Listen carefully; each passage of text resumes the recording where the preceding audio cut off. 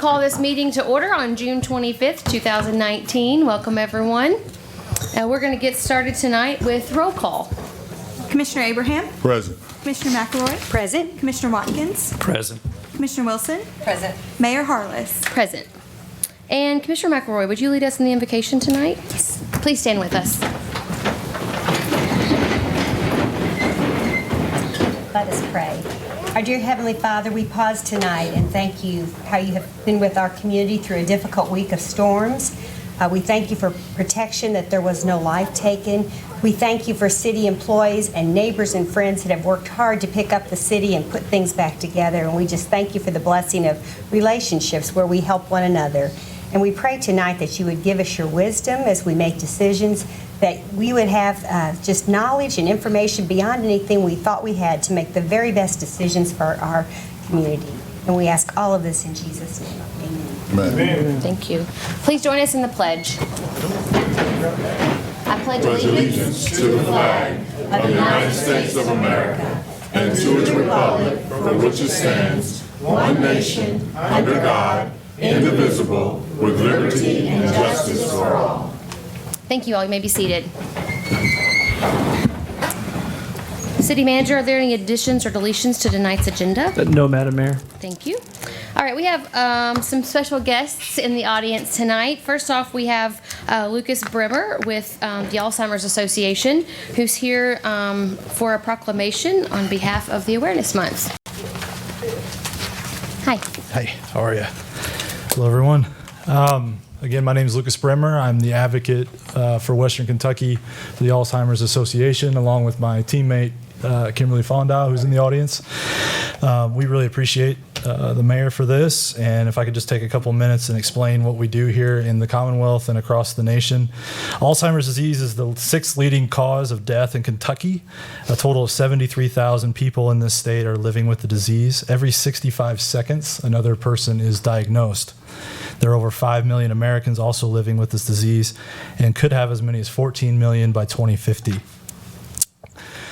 Right now, Alzheimer's and dementias are estimated to cost $290 billion to the United States in Medicaid and Medicare related health costs. And by 2025, or 2019, or 2025, I'm sorry, that number is estimated to be at 1.1 trillion. Locally, we want to increase public awareness with early detection and diagnosis.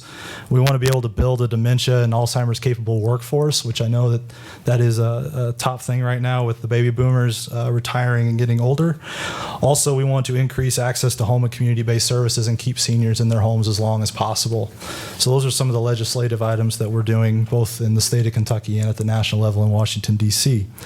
As for this year, how you folks can all help, our walk to end Alzheimer's is October 26th at Noble Park at 9 a.m. That's a Saturday. Please go to alz.org for more information. But this Sunday is a fun day also out at Purple Toad Winery. We're having Bike for Alls. There are some gentlemen from some of them are from Kentucky who are biking across America in honor of Alzheimer's, and they'll be along with musical guests.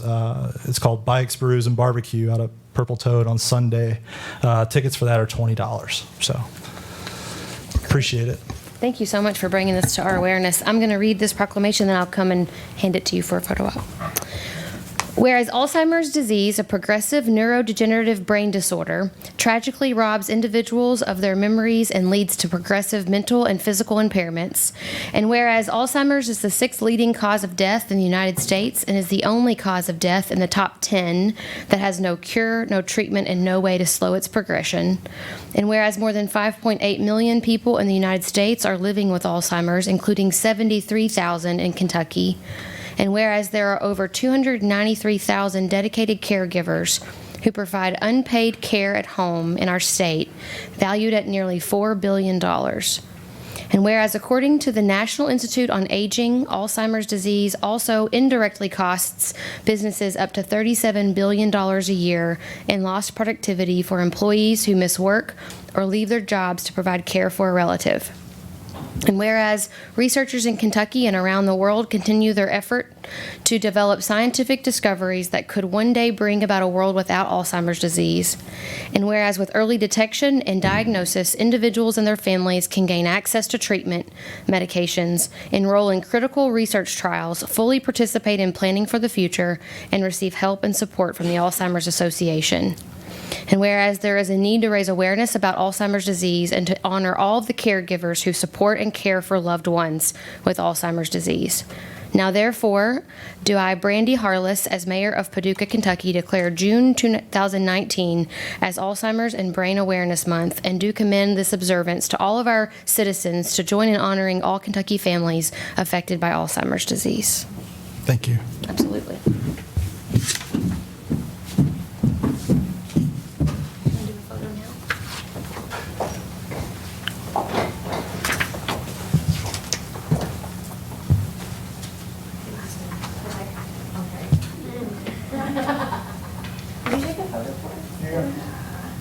We'll try.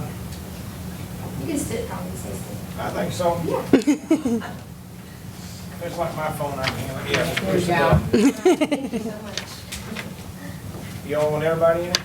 Sure. There's one. Hang on. We'll all fit in there. No, you're good. There you go. See if that suits you. Thank you. Yes, ma'am. Thank you so much. Thank you very much. Absolutely. Thank you. Thank you.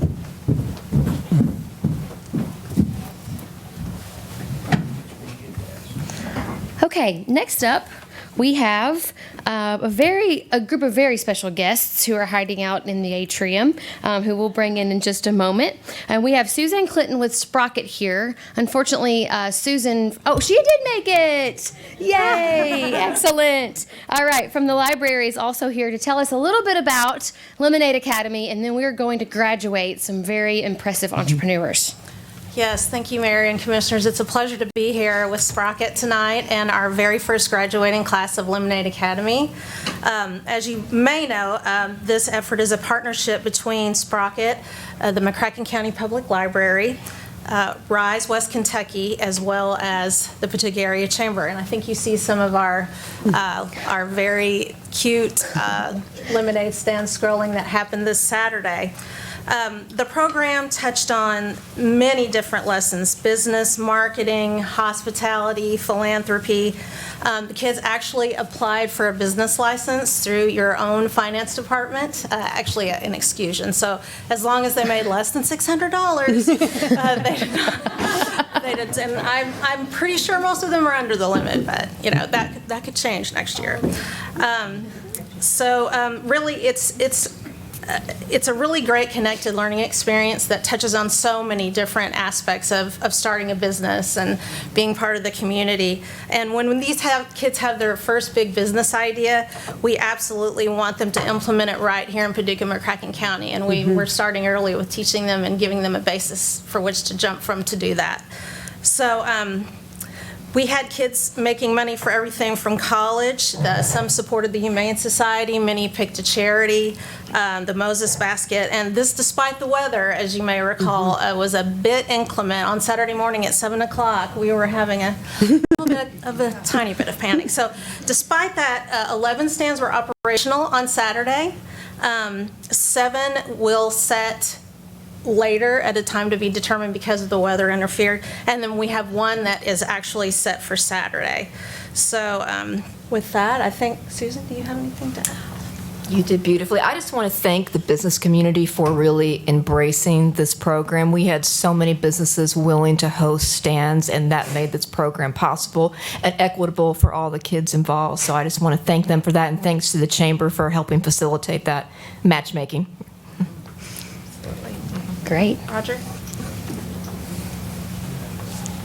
So our maker educator from Sprocket is going to read the names, and our own Mayor Brandy Harless is going to hand out the diplomas. So we're going to ask everyone, once you grab your diploma, to come and stand in front of the commission, and then you'll get your picture made with the commission. Is that okay? All right. All right. First, we have Brooke Von Bokel.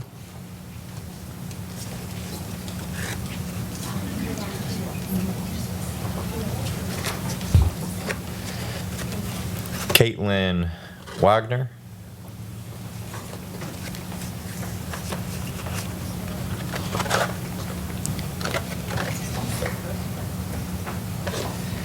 Easton Walker.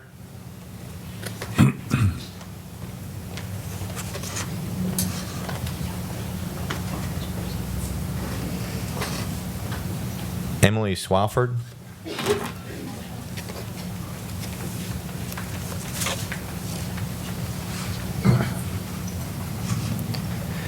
Sydney Powers.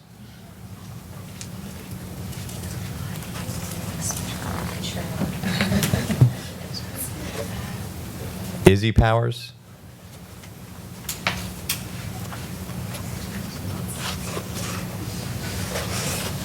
Emily Martin.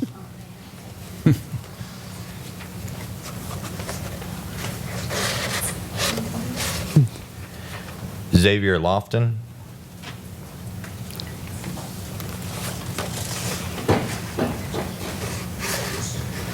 Griffin Holland.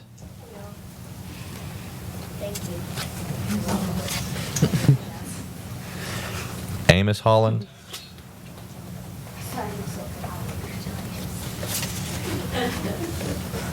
Heidi Hartman.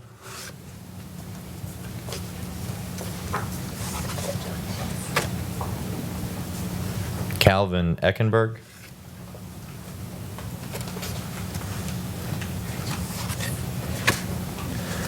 Dylan Crawford.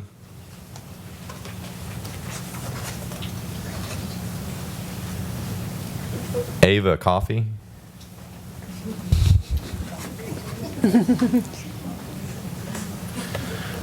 Brooklyn Burns. Oh, sorry. Sam Bazone.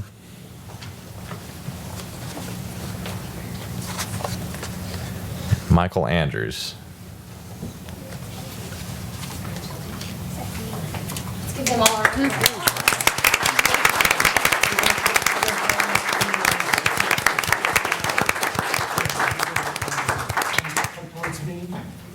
We have the professional here. We do. Great. Thank goodness. Now, the rest of you close the gaps there, Do okay? you want the commission sitting, or would you like the commission? Standing, please. Standing down here or something? Sometimes that works Yes, better. that will You guys be might fine, come as in long now. as everybody's on the carpet, we're all good. I'm usually on the front row.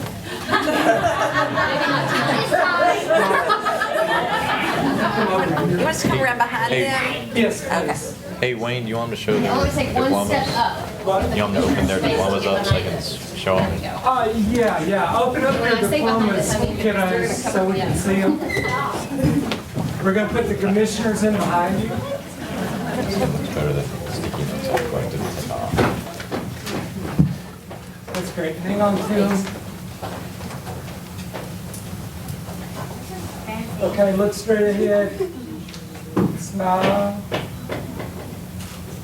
Good, very nice. Perfect. Okay, one more. Stay there, let your parents get their photos. Dad, Here they I want come. to take a picture. I'm only mad at you now.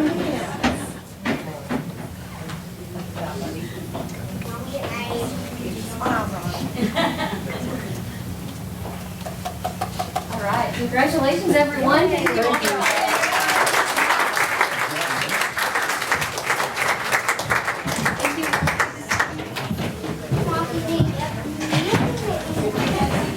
And I said, this is fancy. And you stop. You know, with your body. I don't have a body. I got that.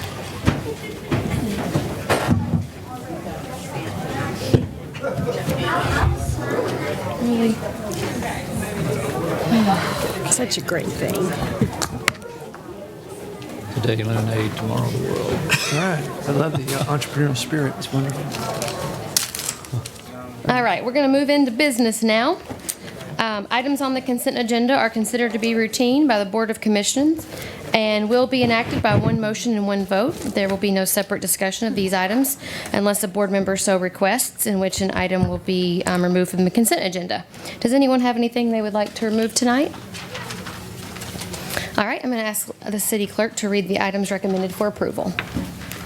Minutes for the June 11th and June 17th, 2019 Board of Commissioners meeting. Receive and file documents. Reappointment of Henry Barber, Paul Grumley, Mary Hammond, Trish Hines, Cindy Jones, Debbie Long, Rita McKeel, Jackie Smith, and Chuck Wall to Civic Beautification Board. These terms shall expire July 1st, 2023. Reappointment of Charles Walter to the Paducah McCracken County Senior Citizens Board. This term shall expire June 30th, 2022. Personnel actions, a municipal order adopting the FY 2019-2020 pay grade schedule for the employees of the City of Paducah, Kentucky. A municipal order adopting the FY 2019-2020 position and pay schedule for the full-time employees of the City of Paducah, Kentucky. A municipal order approving an employment agreement between the City of Paducah and Lindsay R. Parrish for employment as City Clerk and Customer Experience Director and authorizing the mayor to execute same. A municipal order authorizing the Finance Director to pay Clean Earth Incorporated in an amount of $40,112.20 for the disposal of household hazardous waste and electronic waste collected during the City-County Free Cleanup Day. A municipal order authorizing the Grants Administrator to apply for an online grant through the FM Global Fire Prevention Grant Program portal to request $7,128.51 to purchase 3 laptop computers to aid in fire investigations. A municipal order authorizing the mayor to execute a repair agreement with the Kentucky Transportation Cabinet, Department of Highways, District 1, outlining the roles and responsibilities regarding the closure of Exit 4 in Paducah. Make a motion to accept the consent agenda as presented. Second. Thank you. Call roll, please. Commissioner Abraham? Aye. Commissioner McElroy? Aye. Commissioner Watkins? Aye. Commissioner Wilson? Aye. Mayor Harless? Aye. And just really quick, I want to make a statement about that repair agreement with KYTC regarding closure of Exit 4. As probably our community has heard by now, I think there's a press release set to go out every other day for the next 2 weeks from KYTC. This is just an agreement on using city streets as detour streets, so just want to be clear about that. Those announcements and locations will be listed very shortly by KYTC. And one thing I wanted to make sure our community understands, and I think I might mention it again later, is that this is a federal funded project managed by the State Highway Transportation Department. So this is not a local project. Actually, we have very little to do with it, period, other than making sure that our citizens are safe and that these detours we're being obliging to. So want to make sure that's clear. It is an expensive project. And during budget season, if anyone thinks it's coming from the city, it looks like a big deal, but it's not. The good news is someone else is paying the bill. So Yes. all right, let's move on to resolutions. Commissioner Abraham. A joint resolution supporting, hang on a second, sorry. I move that the Board of Commissioners adopt a resolution entitled, "A Joint Resolution Supporting and Upholding the Partnership Between the City of Paducah and the County of McCracken to Support the City's Application to the United States Department of Transportation for the Better Utilizing Investments to Leverage Development Build Grant." Second. Thank you. Oh, sorry. Second. Just let me take a moment to get really excited about this. Because as everyone probably remembers, last year we applied for the build grant. We unfortunately did not receive the build grant. However, Commissioner Wilson and I and Tamara, our planning director, went to DC and sat in front of the Department of Transportation review staff and got very specific details about how we can improve our application. So I don't think you can get any better than that on your second round. We have partnered with HDR Engineering to help us with writing this build grant, so we are going to be way more competitive this year than we were last year. You do have this one pager in front of you, and it describes what will be in the application. We are partnering with the Riverport as they work towards becoming the container on barge service that they want to start there. We will also be asking for funding to build out what we're calling the excursion dock, which allows for our river boats. We have 32 visits a summer, and some companies are telling us that they're looking for more next year. So this will give that safer experience. As you know now, when they bring that gangway over, many of our guests are climbing that really steep ramp up our boat ramp. So a lot of good things coming out of this, pedestrian linkages to the convention center, really trying to make that experience for our residents as well as for our guests. So I think we're going to be competitive. This is due on July 15th, and then after that, we'll get to work on making all the phone calls and visits all the people that we need to visit to be competitive with this. So anything you want to add? to that? It's very, very competitive, but you can't get it if you don't ask for it. So we should be asking for it. That's right. The chamber will have it as one of your It's one of our priority priorities. areas as well, so they will put the full weight of the chamber behind helping us get this. So this is a true community partnership. The county. Appreciate it. And the county as well. They're passing a resolution tonight, last night, I guess that they did actually. Any questions about this? This is kind of in lieu of a support letter from us. This is a little bit more of us saying we are behind this. This will come before you in a municipal order as we apply for the grant in a little bit more formal format. All right, with that, I say let's call roll, please. Commissioner Abraham? Aye. Commissioner McElroy? Aye. Commissioner Watkins? Aye.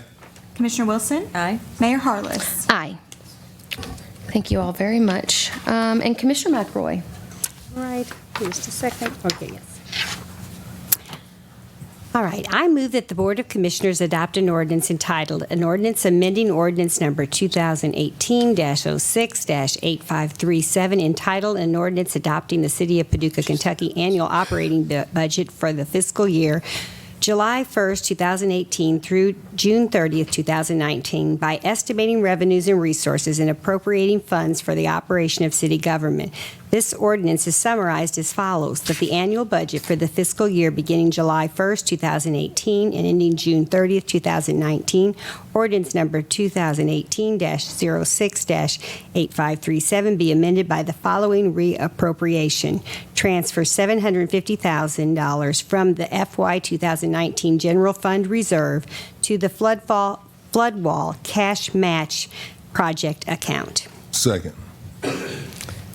Any questions, comments about this item? All right. This is the matching funds that we are required by the Army Corps of Engineers. Am I correct on this? All right. Got a thumbs up from Murphy. And so we are doing our part, and the Army Corps is doing their part. So to keep our city safe. All right, let's call roll, please.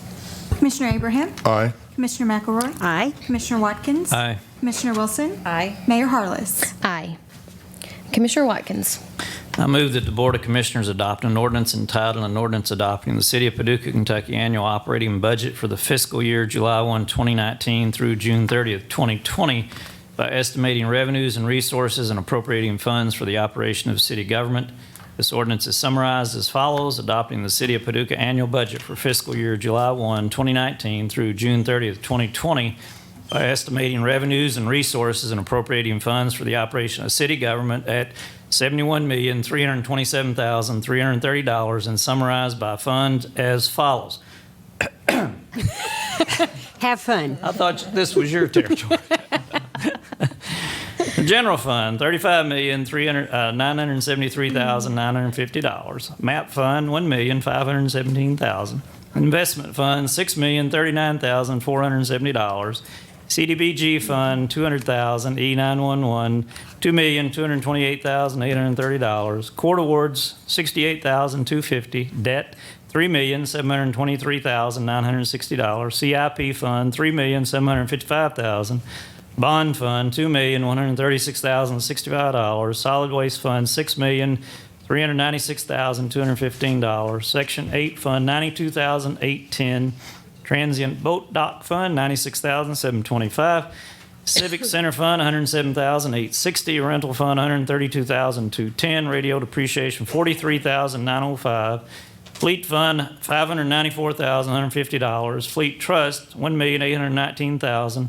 Insurance, $1,440,900. Health Insurance Fund, $3,839,000. AEPF, $13,625. PF, $1,048,105. Other trusts, $60,300, for a grand total of $71,327,330. Second. Good job. That was really good. You almost got to Lindsay Parrish auctioneer level. I can't beat her. You almost Nobody got can there. beat her. All right. Any questions, comments? I think it's important that we point out it's a balanced budget. It's very challenging. Of course, we all see those, hear those rumors or see those Facebook postings or things that were inaccurate, some of it, about our budget, but it is a balanced budget. So thank you for all, again, to all the city everybody. It was a lot of work, and I feel like I know more about it than I ever have before, so thank you for taking the time to sit down with us and go over it in detail. You guys are welcome, and thank you for your support. Absolutely. So just to reiterate, because I did mention this last time, but I think it's important to know that this process in city government typically starts in January. This year, it started in August. Because we knew of the pension issue and having to come up with resources that we hadn't had to come up with before, our staff did a lot of deep diving for many, many months before the budget was even talked about.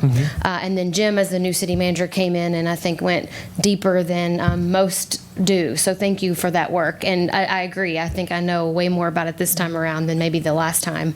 I do want to continue to encourage our community to learn about that budget. It is a complicated, huge document, but it is available. The staff actually, John and his team, will turn it into a budget book, which does make it a little bit easier to digest. So once that comes out in the next few weeks, I believe, the community can download that or come get a copy of that here and understand where your dollars go. So I think it's important that our community knows that's available. Well said. Yep.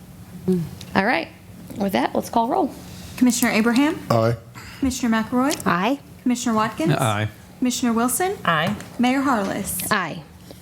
Commissioner Wilson. I move that the Board of Commissioners adopt an ordinance entitled, An Ordinance Amending Section 2-660 Small Purchase Plan of the Code of Ordinances of the City of Paducah, Kentucky.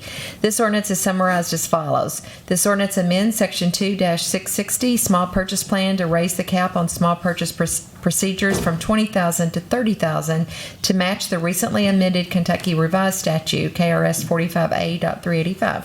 Second. Any comment, questions? No? All right. Call roll, please. Commissioner Abraham? Aye. Commissioner McElroy? Aye. Commissioner Watkins? Aye. Commissioner Wilson? Aye. Mayor Harless? Aye. And Commissioner McElroy. I move that the Board of Commissioners adopt an ordinance entitled, An Ordinance Authorizing the Amended and Restated Sublease of City of Paducah Property between Siemens Church Institute of New York and New Jersey Incorporated and American Bureau of Shipping, a New York non-for-profit corporation.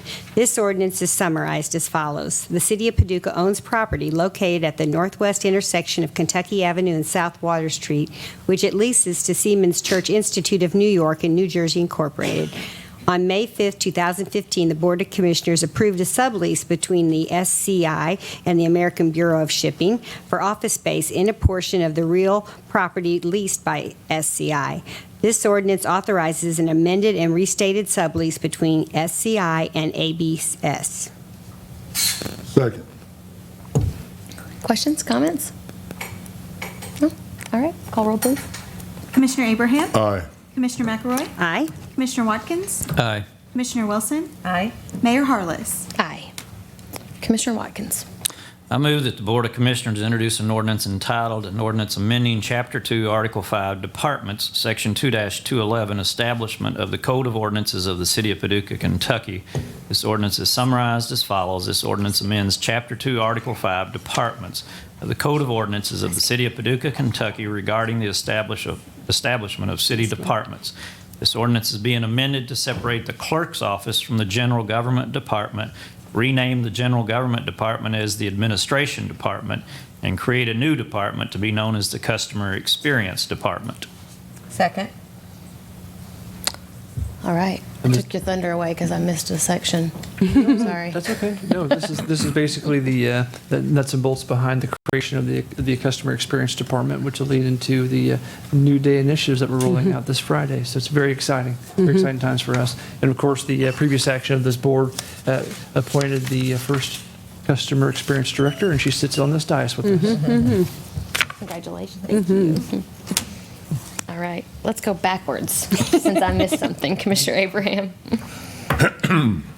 I move that the Board of Commissioners adopt an ordinance entitled, An Ordinance Authorizing the Sublease of City of Paducah Property between Siemens Church Institute of New York and New Jersey Incorporated and the Waterways Journal. This ordinance is summarized as follows. The City of Paducah owns property located at the northwest intersection of Kentucky Avenue and South Water Street, which is leased to Siemens Church Institute of New York and New Jersey Incorporated SCI. This ordinance authorizes a sublease between the Siemens Church Institute and Waterways Journal for a portion of the aforementioned property.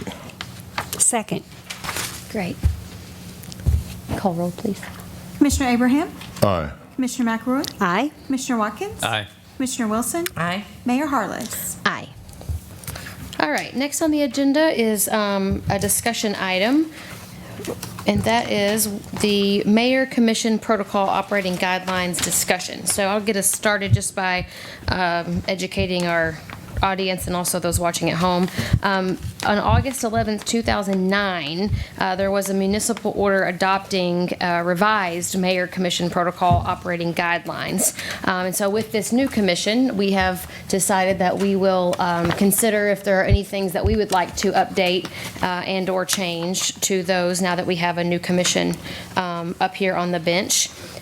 The city manager and I actually had a meeting a couple weeks ago and discussed these based on his experience. So we did send you a copy tracking the changes, the potential changes. Now, these are just thoughts. They're not necessarily anything in stone, but it was just a good starting place for us to consider anything that we might want to include or take out or any of those kinds of things. So I noticed that the copy you have in front of you is not the copy that had the track changes on it. This is the old copy. This is the old copy Current, as the the current as it sits now. So hopefully you guys have a copy of the track changes one. If not, can we maybe go and make copies? Yeah, that'd be great. I have one, Lindsay. I brought it mine. Right, so there's 3, I think. But does anyone have anything that for sure want to get us started on in this conversation? I figured we would maybe go down through here and talk about each protocol as they are broken down and how we want to move ahead. The first one being what's titled Simple Information. And this is guiding us, the commission, on if there is questions that we have, what's the proper kind of protocol to do that with. I know in the proposed draft that Jim and I put together, we actually changed this quite a bit, so we'll make sure we have that. But if anyone has any thoughts on this in general, we can get started while she's doing that.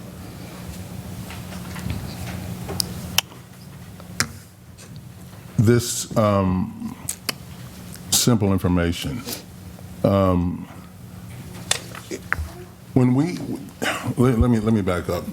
This when this protocol first came about, Commissioner Watkins may remember, it was 2009, and then City Manager Jim Zomar brought that, and so I was trying to wrap my head around it then, why that was brought.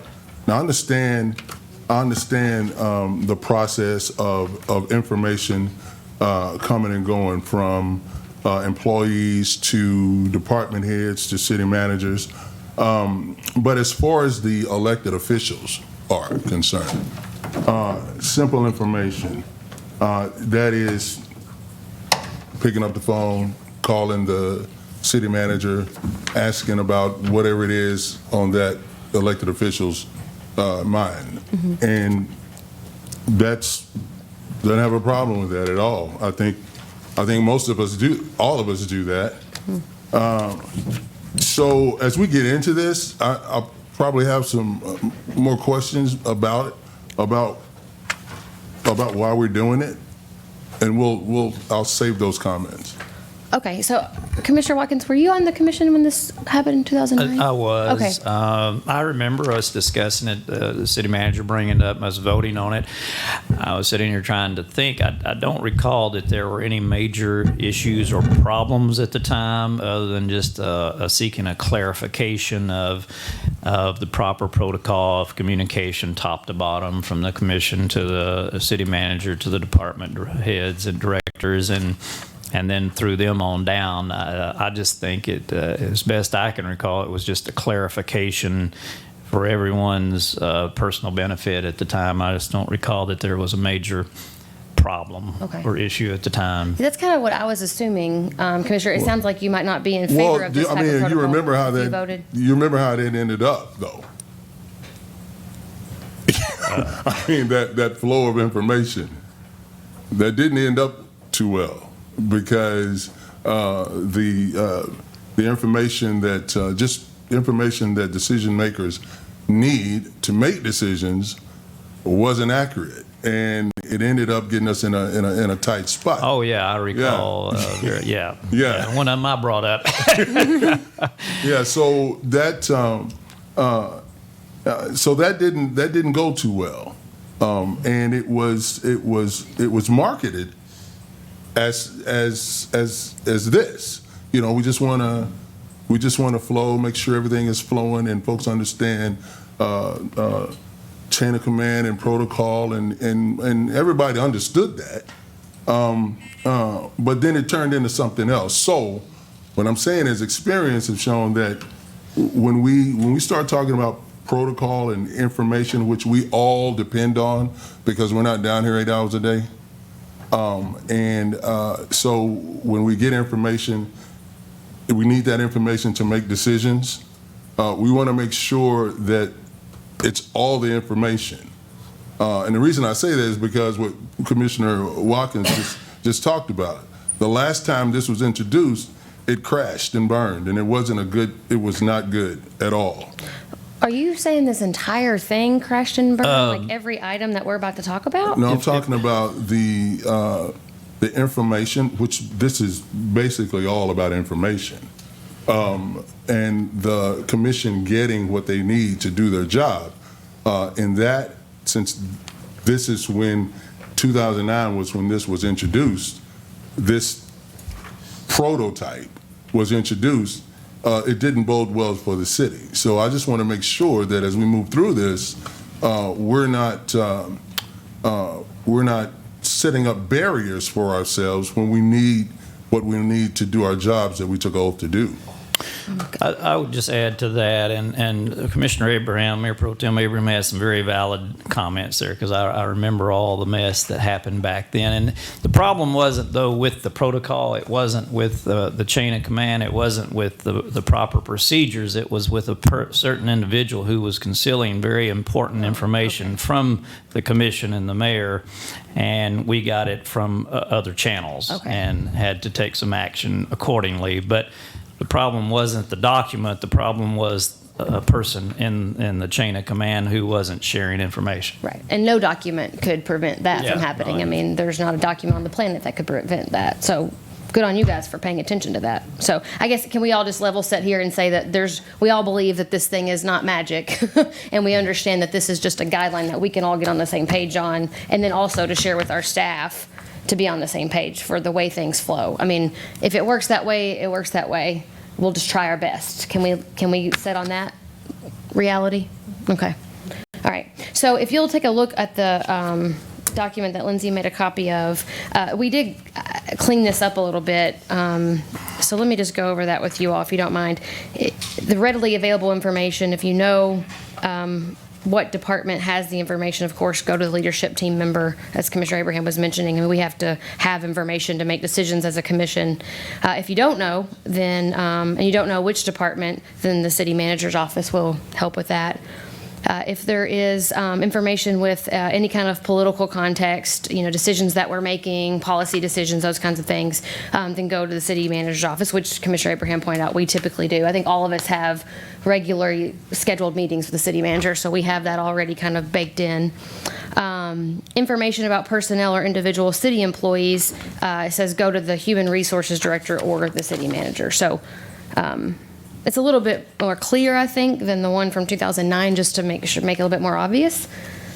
And again, we're just discussing this tonight, so we're not passing it, we're not doing anything, just to get it on your radar. The more complicated information requests that require research, we did take out quite a bit of this. It got a little complicated in the previous version with this whole 15-minute rule thing. So we just took that out completely and said, if there's something that you want researched, and I think that the team has done a really great job of that recently, then talk to the city manager's office and try to get that started. So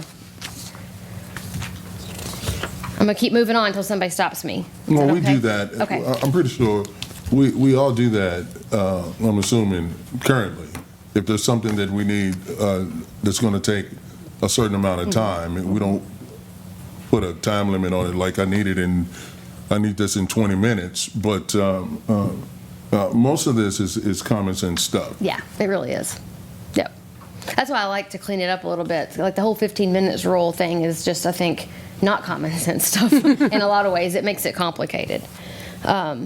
All right, so moving on to citizens' requests. I think this is something that we're all very interested in. The first contact, if you are the first person that someone brings an issue to, the kind of proposed method would be to talk to the leadership team about that issue. That's what I do now. I don't know if all of you do that as well. And then someone will assign the task to someone. One of the concerns I've had since I took office was that just closing that feedback loop and making sure that when something was brought forward that there was a actual close on the issue, whether it was we have no answer, whether it was we solved it, whatever that may look like. So I think that if you keep going down here, at the very last it says if the issue remains unresolved, then contact the city manager's office and make sure that it gets resolved. I like that. I think it's a really good way for us to know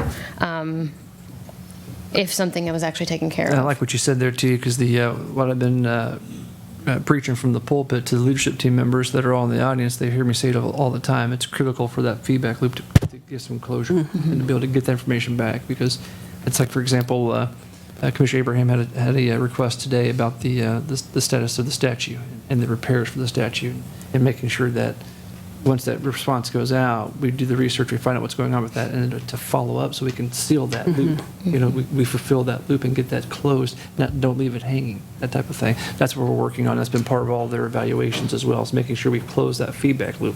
Because what happens is, typically what we do, the guys do a good job and they'll get the work done, but then they fail to report they finished that job, and then it's just an open communication. It needs to be closed. We need that closure. So I did see you added that bullet at the end that the leadership team or the city manager will ensure that the commissioner is notified upon the resolution Yes. of the citizen request. It just got pushed down. Yes. Yeah. Great. All right, the next is the agenda item, and this is, I think, how we practice anyway. So placing an item on the agenda, if it's routine, recognition, or celebration, contact the city clerk. If it's a policy issue that you want to bring forward. This new discussion item on the agenda is, I think, really going to help us so that we can get these things on the table and talk about them before they become formal introductions. So at any time that you have something you want to mention, all items, this is I don't think this was on there before, the emergency piece of this. All items on the agenda that are not considered an emergency needs to be in the city clerk's office by 4:30 p.m. on Wednesday, which is our staff's deadline also. So that kind of helps the city clerk get prepared. She sends out those preliminary agendas on Thursdays. It helps her be able to do that. So we have that weekend, and the community has Friday through Monday to see what's going to be on the agenda for the next week. All right, I'm going to keep moving unless somebody stops me. All right. Okay. Communications, commission, and leadership team is the next protocol on here. I really like this practice of tell one, tell all. It's really helping me. I'm sure it's helping you all. Oftentimes, if we send a request individually to the city manager or to any of the leadership team, I've noticed that they actually reply all. So we all get the information at the same time. I think that is a really helpful practice. I've really liked that. Which is legal. Yes, to do that. it is legal to push one-way information. Just one way. That's right. So also, you see the black on here, that was already in here. The mayor and commissioners keep each other informed. We just left it in there. It seems like a good practice that we should do. And then you'll see the rest outlined were some things that we did add for your consideration. The leadership team members are required to notify the city manager if they're discussing issues with a member of the Board of Commissioners. The Board of Commissioners shall direct their communications to the leadership team or the city manager's office, and then ensure that requests of the leadership teams are made to only one member of the team. So, don't ask someone from one department and also from the other. Let them coordinate if necessary. Refrain from directly contacting city employees below that leadership team level.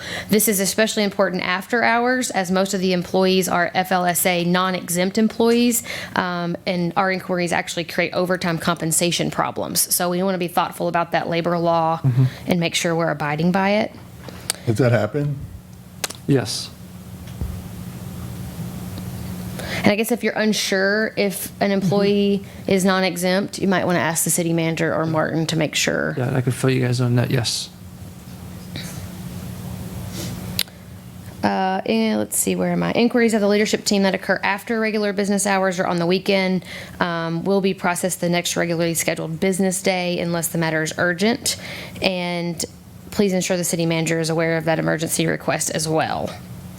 And then I like that last one, which is any of those issues that the city manager's office hears over the weekend, we'll make sure that they're taken care of Monday morning. Yeah, that's going to be a new practice for us once this is adopted. That we will during our scrum, we'll talk about these issues. Okay.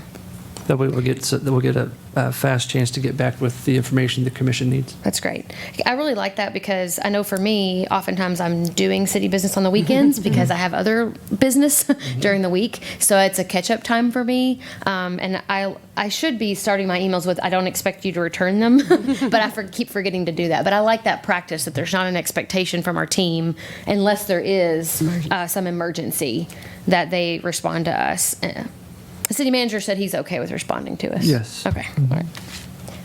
Back at the top, last minute items, where do we put the additions and deletions?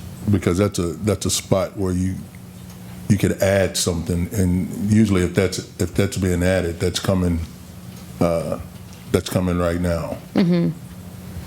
Yeah, for my perspective, that's like, for example, we ended up getting that on the agenda, but the issue with the KYTC and signing that agreement tonight that we did for Exit 4, that would have been a possibility if we would have had a meeting this morning and needed to get it on there.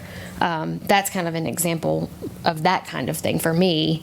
I think this is meant to be last minute items from the commission directly, so policy related. I don't know. Does anyone else have any perspective on that?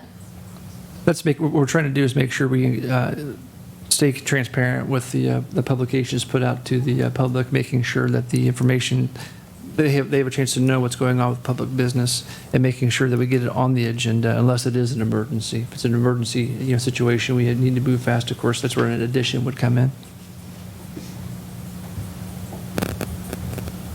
So I don't know that it says don't do it. I think that could be case by case. It just says avoid. So I'm sure if there was an emergency situation, we are all humans and we could decide that. Okay, so employee contact with the Board of Commissioners. If contacted by a city employee, please listen to the employee's comments, suggestions, or concerns. I think we all really want to be doing that.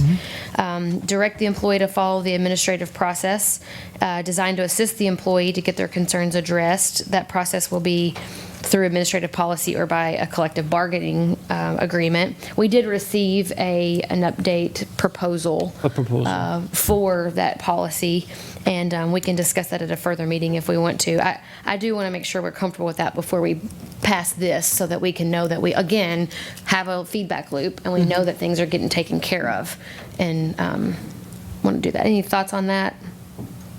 Yeah, we did a lot of best practice research on those policies and looked at what we had in the books. Now, of course, whatever is governed by the collective bargaining agreements will stay in place, but this is basically for things that are not governed by the collective bargaining unit agreements, and it gives the employees an opportunity to share concerns with their supervisors, with their directors, with the city manager's office, or HR gets involved at certain points as well, and then if still not resolved, coming to the Board of Commissioners, either an open session just like this, if it's not eligible for the executive session, or an executive session. And I'll give you an example of that. Say, for example, an employee wanted to, he had a strong concern about the stop sign at 5th and Kentucky, or 5th and Broadway, where the case may be, the stoplight. And then he goes to his supervisor, and then the supervisor's supervisor, and then goes to my office, and we say, no, it's fine, it's fine, it's fine. He brings it here, then that would be an open session. But if it's like a personnel-related issue, then that would go to closed session.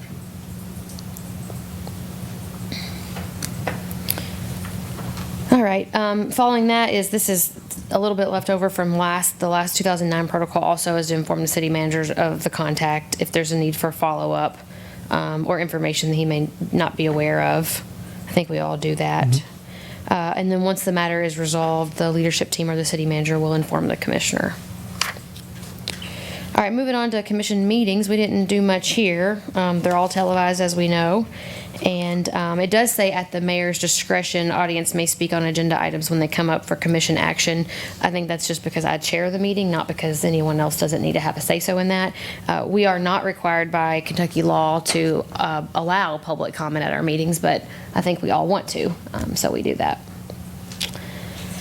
And then the spokesperson piece of this, you can see that we basically kept the same.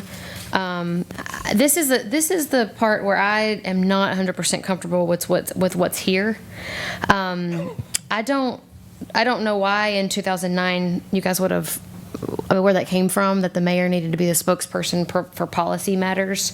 I think that's really vague and really gray, and I don't know how you would decide when to not talk. I don't know how that would work. Did you guys have any feedback on that? Commissioner Watkins or Abraham? I think we're probably all thinking that if we decide to speak to the media, we're going to speak to the media. Yeah, oh, this isn't media necessarily. It's just be a spokesperson in general. I think it's way too vague, and it doesn't, I don't know how you draw the line, so. Well, I think, we're all responsible for the city, for the seat that we hold. And if we have opportunity to speak about a certain issue that we're talking about, the media is going to come to us for comment. Mm-hmm. So you make those comments, preferably responsible, and that's just part of it. Yeah. So I am very comfortable taking this one off of the document for sure. I do think the second one is important. The city manager or department director will be the spokesperson for management and organizational matters. Again, sometimes that gets a little bit gray and it's hard to draw the line, but I think with good intentions, we can all try our best to separate those two out. And then the public information officer will coordinate city public and media statements and will serve as spokesperson when assigned to do so. I actually marked off the mayor. I don't typically do that. The city manager typically does, so I'm comfortable with that if you all are.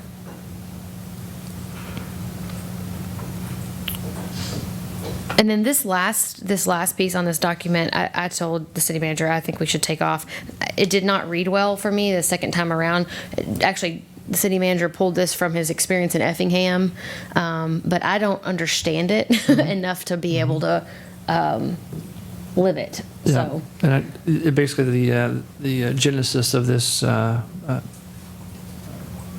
regulation or protocol, how the case may be, can be said, was basically trying to ensure that one member of the board didn't represent a position claiming it to be the entire board's position. Because as Commissioner Abrahams indicated, you each have opinions on the board. So basically it was put in place as a protection of the whole of the body to make sure that one person speaking to a community group or the public didn't claim to be taking the position for the entire elected body. Just him, that'd be him or herself's own personal opinion as an elected official. Well, if you go to, for instance, we're all asked to speak at different events, whether it's the quilt show coming up or at the Rotary or wherever, or if we're going to Park Avenue Kroger, and I mean you are what you are, Commissioner Wilson. You're Commissioner Wilson, whether you're at here or you're someplace else, myself included. Sometimes it gets a little crazy, but we knew that when we ran. So we can't really take that jacket off when we're out doing something. Now, when we speak, we are a member of the Board of Commissioners. Now, we all have our own opinions, and I wouldn't say that this is my opinion and Commissioner McElroy's opinion also. I mean, I don't think any of us would do that. So I'm not exactly sure what this is. Go ahead. Well, I think it is a very gray area because if you're not there and I'm representing us, I always say I'm there representing Mayor Harless and I name every commissioner. So in that respect, it does look like I'm speaking on behalf of it. If we pass things like, if we're speaking to a community group and we're talking about things going on in the city, our strategic plan, our build grant application, all those kind of things, then we are talking about business that we've all approved. If it's, I guess, a controversial issue that we feel differently about, then that's when it comes into the gray area that this is my opinion, Right. not the full opinion of the full board. Yeah. So I think I know think what that's you're a really trying good to point. say, but I'm not sure that this represents it that well. Right. I think you just described it very well, which is just be cognizant. I don't think it has to be written down on a paper, but be cognizant about this is my opinion, not this is the opinion of the board. We don't really have that many, I don't have that many opportunities to do that. Most of the time it's stuff that's already been passed and we're moving forward together as a group. So I think this goes away and we're okay with just leaving those two eliminate. bullet points, yeah. Unless anyone else wants it in there or wants to play around with the wording, but if it becomes an issue, we'll bring it back up and we'll discuss it as a group. How about that? All right, any other comments about this discussion? Is there any, I'm just going to throw this out there. And I did some, where is it? I looked up section, section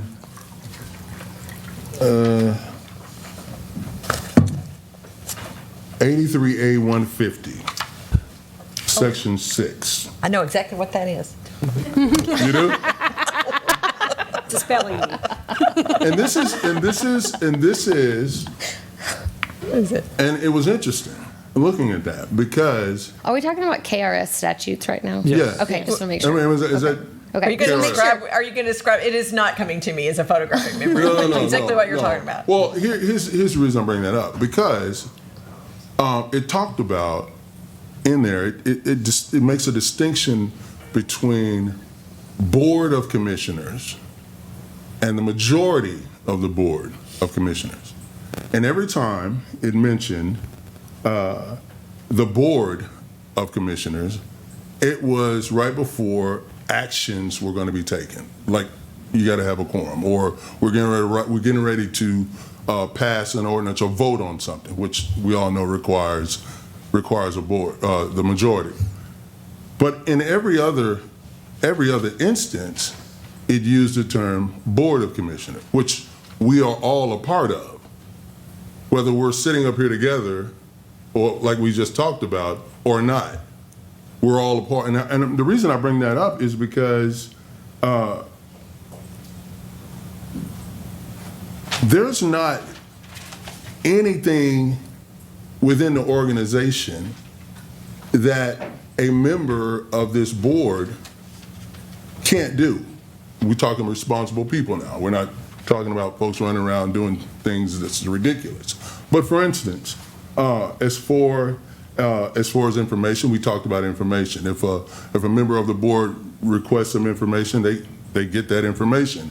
If they're specifically, like, what can't a board of commission do? Is there meetings you can't attend? I didn't see anything in there about that. So I think we need to look at when we're talking about, because I think there was a situation that came up where a couple of elected officials were invited to a meeting and the meeting was canceled because of the two elected officials being there. No, that's not the That's reason, not accurate Commissioner. at all. That's not? No. Well, what was it, well, correct me with that then, because. I would be glad to. The reason the meeting was canceled because it wasn't along the protocols within the collective bargaining agreement. And we're working on that, trying to work through that, but that reason is inaccurate. That's inaccurate. Well, so then there's not any part of this organization that an elected official, whoever that person may be, doesn't have total access to go and participate in whatever it is he or she feels they need to participate in to do their sworn oath as they see fit. Are you talking about you as an elected official attending, for an example, an employee meeting? I'm talking the city? about any meeting, because I looked in KRS for a reason, because I want to know exactly what I am allowed to do as an elected official and what I'm not. For instance, what can I do individually and what I would need a consensus on to do. And I think that's going way back when I first got elected. That was one of my main things. What are the rules as they refer to me? And once I understand what those rules are, then I can operate within those rules.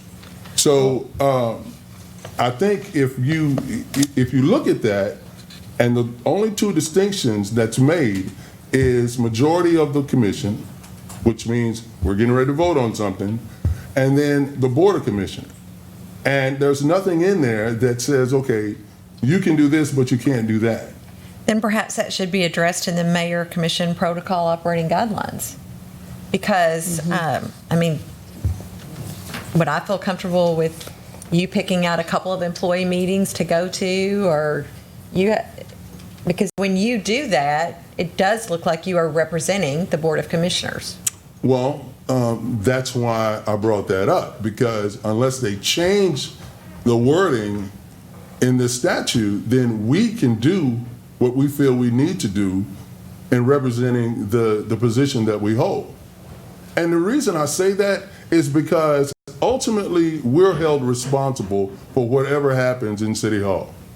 So if we're going to be held responsible for that, then we need to make sure that if we feel a need to, now everybody, you don't have to, but if you feel that you need to and the rules allow you to do that, then why wouldn't you do that when the need arises? What I'm saying is this, I don't want to put any roadblocks in front of an elected official when they feel that they need to be a little bit more engaging in a particular situation by passing an ordinance that or municipal order that would keep them from doing that. We have this. Go ahead. We have a city manager form of government, right. And the city manager is responsible, in my opinion, for the employee meetings. And right. If we start going to all of those, it does change the meeting. Let's be clear what we're talking about, though. We're not talking about a meeting where we're trying to put together an event, or we're not talking about a meeting where we're talking about the build grant. Right. You're specifically talking about discipline in your example. I'm specifically talking about any meeting that. But you shouldn't. You're carving something out, Commissioner. Will you just be transparent about that? Because we wouldn't be having this conversation about putting together the 4th of July event, because we all know that's okay for us to attend if someone asks us to help. Right. So let's get more specific here so that we can actually land on what's helpful in putting together this protocol guideline so we can all be clear. Okay, well, let's take the protocol guidelines and set it over here for a minute. Okay. Because what trumps that is KRS statute. And I'm not prepared to have that conversation tonight because I haven't seen. Well, I've read it before, but I don't remember. Well, it. then I think we need to go back and look at that. Great. Okay. Because that's important. Okay. So next time, let's discuss. And I would just have add a too discussion that there. it doesn't stop there. It continues with this board's responsibility is to hire me Right. to handle the day-to-day operations of the city, including a whole other page, that back page of the statutes. And I would just make sure it's clear that it talks about the board, talks about the majority. It doesn't talk about a commissioner. It doesn't do that. It doesn't drill down like that. So I think that for the protection of the integrity of the city manager form of government, you have, as the board, has the authority to put this person in this seat to do the things you're talking about. And that's what I'm charged with. And that's what you brought me on board a year ago to do. And that's what I'm trying to do. But as far as like whether or not a commissioner has the authority for the Kentucky Revised Statutes, I didn't see that in there as far as being able to go to any meeting they so choose. Now, do I think it's appropriate and Okay, it's like you said, you don't want my interpretation, but you're giving me your interpretation. Well- I think what we probably need to do is to get a legal interpretation of that, to break that down, because we're going to be at different odds on that. We're going to differ in our interpretations. Yeah, I absolutely agree, and I think it all comes down to interpretation, and there are tools out there to clarify that. I understand fully the form of government that we've had. We've had it a long time, way before I got here, and the rules were set way before I decided to run for anything. So I just want to make sure that we're understanding what the language is saying specifically, not only just for us, but anyone else that's going to be running and sitting in this seat, taking an oath to uphold an office to the best of their ability. What's the best of their ability? That may differ with each individual. So, yeah, I would definitely make sure that we understand exactly what that wording means. And I would just encourage us, let's dive a little deeper next time we bring this conversation up into specifically what you're thinking. Is it disciplinary meetings? I think we need to dive a little deeper, because if we are going to give ourselves guidelines, or if we don't land on that, at least we all are understanding what that practice is going to look like. So we'll put it back on discussion for July, if that's okay, and then we'll get a chance for all of us to look at the KRS that you mentioned. Okay. If that's okay. Would you send out that KRS? Yeah, I've got it right here too. Yep. I agree. There's difference in clarification. I mean, we all went to meetings with employees when we were working on the budget. It just depends on, I guess it's just the interpretation and the understanding of what meetings we're going to. I think we need David Denton here at that meeting also to give some legal clarity.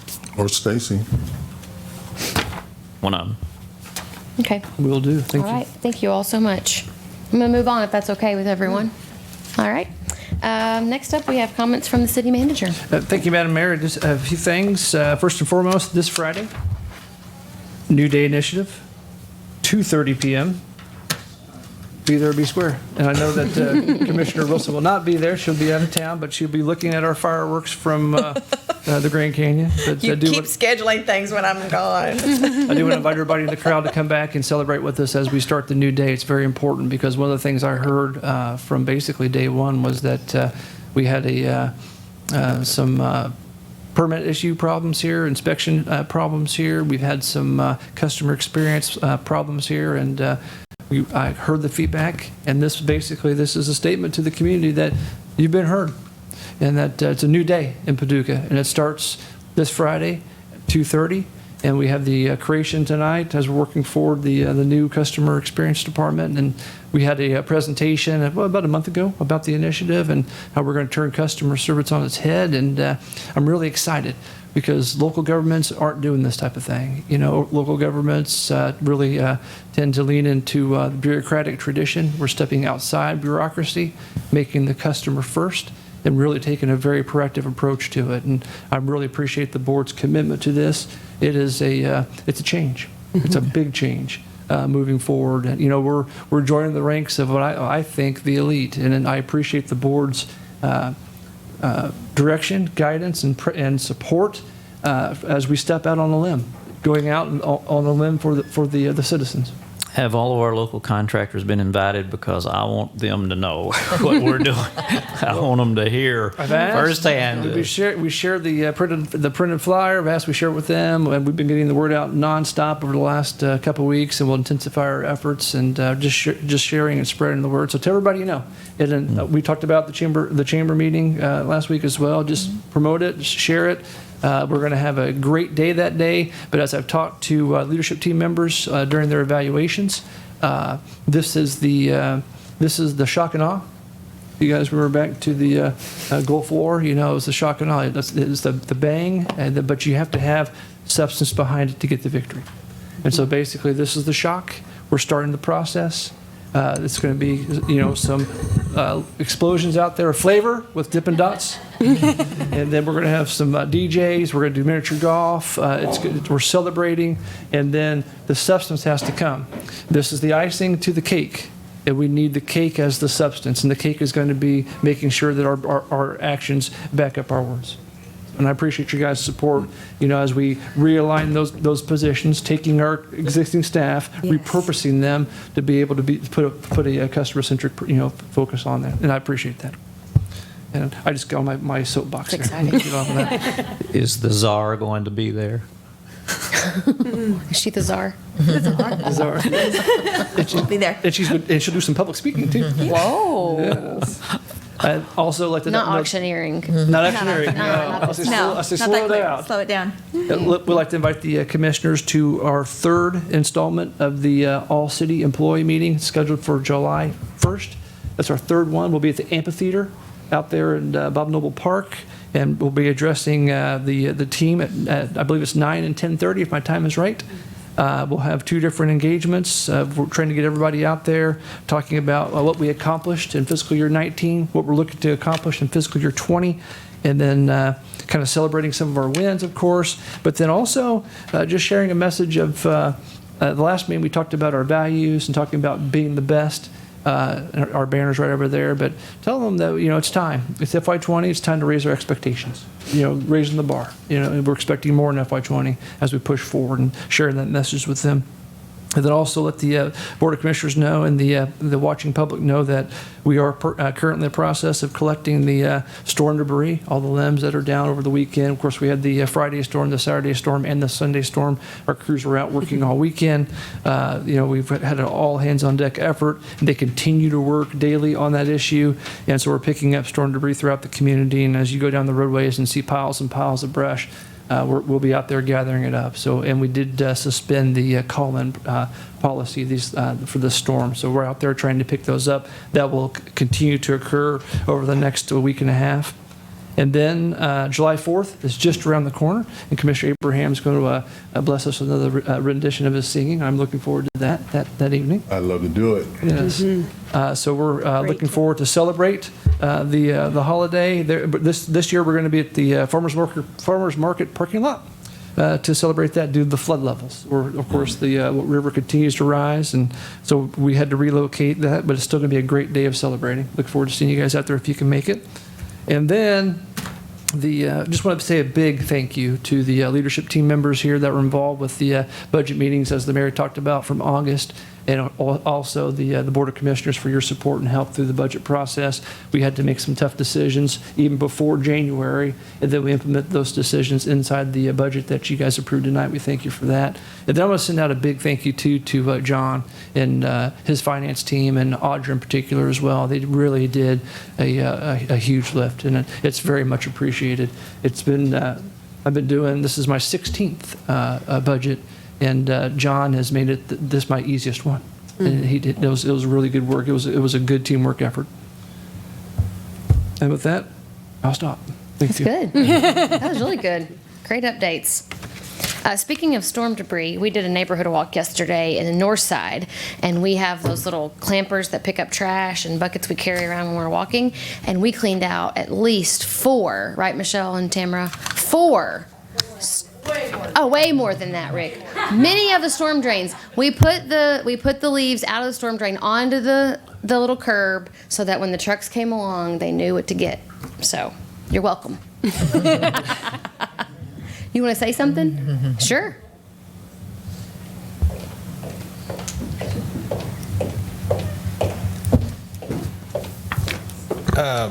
I would invite the public to help us all that they can. We have 446 lane miles of roads.